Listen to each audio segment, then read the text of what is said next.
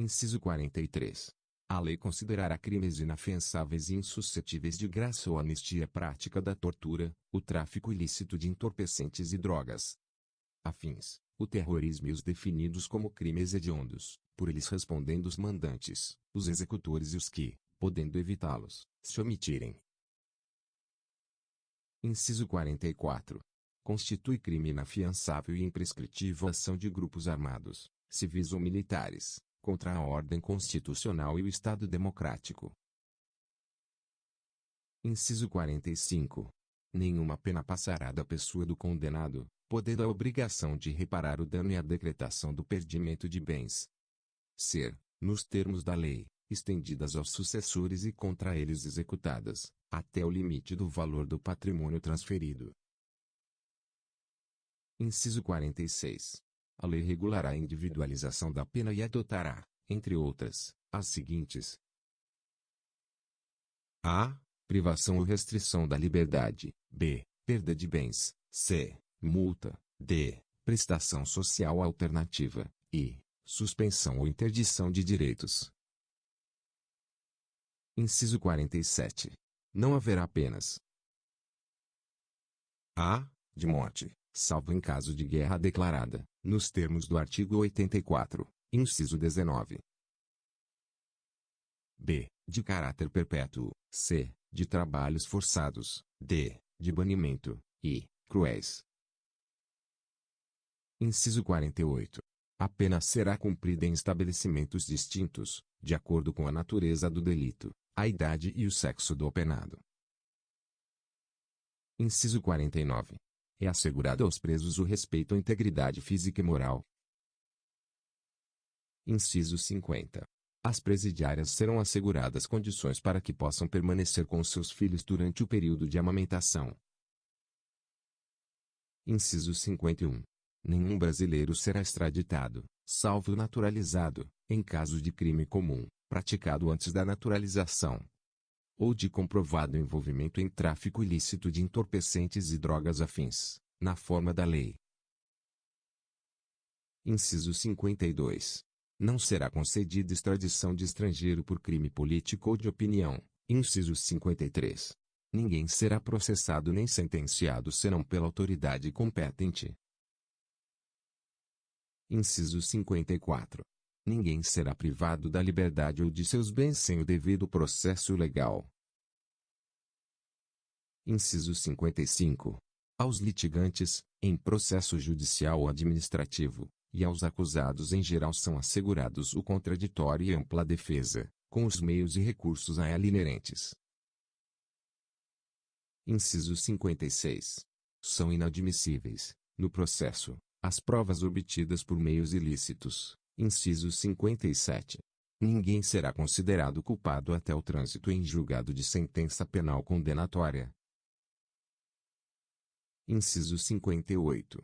O civilmente identificado não será submetido à identificação criminal, salvo nas hipóteses previstas em lei. Inciso 59. Será admitida ação privada nos crimes de ação pública, se esta não for intentada no prazo legal. Inciso 60. A lei só poderá restringir a publicidade dos atos processuais quando a defesa da intimidade ou o interesse social o exigirem. Inciso 61. Ninguém será preso senão em flagrante delito ou por ordem escrita e fundamentada de autoridade judiciária competente, salvo nos casos de transgressão militar ou crime propriamente militar, definidos em lei. Inciso 62. A prisão de qualquer pessoa e o local onde se encontre serão comunicados imediatamente ao juiz competente, à família do preso ou à pessoa por ele indicada. Inciso 63. O preso será informado de seus direitos, entre os quais o de permanecer calado, sendo-lhe assegurada a assistência da família e de advogado. Inciso 64. O preso tem direito à identificação dos responsáveis por sua prisão ou por seu interrogatório policial. Inciso 65. A prisão ilegal será imediatamente relaxada pela autoridade judiciária. Inciso 66. Ninguém será levado à prisão ou nela mantido, quando a lei admitir a liberdade provisória, com ou sem fiança. Inciso 67. Não haverá prisão civil por dívida, salvo a do responsável pelo inadimplemento voluntário e inexcusável de obrigação alimentícia do depositário infiel. Inciso 68. Conceder-se-á habeas corpus sempre que alguém sofrer ou se achar ameaçado de sofrer violência ou coação em sua liberdade de locomoção, por ilegalidade ou abuso de poder. Inciso 69.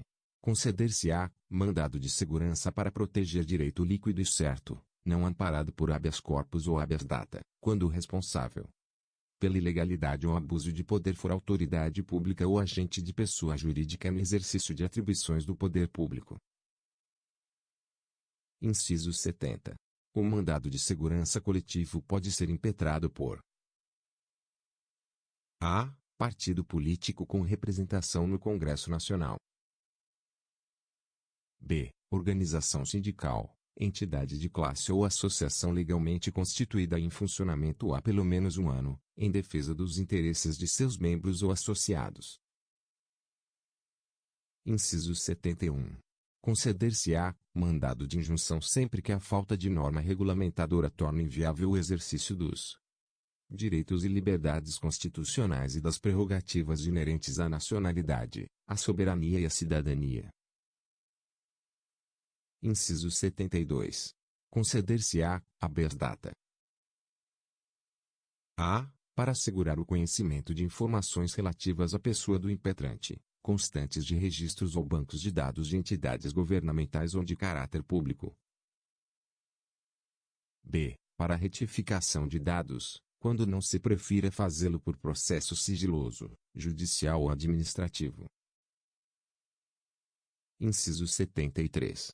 Qualquer cidadão é parte legítima para procuração popular que vise a anular ato lesivo ao patrimônio público ou de entidade de que o Estado participe, à moralidade administrativa, ao meio ambiente e ao patrimônio histórico e cultural, ficando o autor, salvo comprovada má-fé, isento de custas judiciais e do ônus da sucumbência. Inciso 74. O Estado prestará assistência jurídica integral e gratuita aos que comprovarem insuficiência de recursos. Inciso 75. O Estado indenizará o condenado por erro judiciário, assim como o que ficar preso além do tempo fixado na sentença. Inciso 76. São gratuitos para os reconhecidamente pobres, na forma da lei. a. O registro civil de nascimento. b. A certidão de óbito. Inciso 77. São gratuitas as ações de habeas corpus e habeas data, e, na forma da lei, os atos necessários ao exercício da cidadania. 78. A todos, no âmbito judicial e administrativo, são assegurados a razoável duração do processo e os meios que garantam a celeridade de sua tramitação. Parágrafo 1º. As normas definidoras dos direitos e garantias fundamentais têm aplicação imediata. Parágrafo 2º.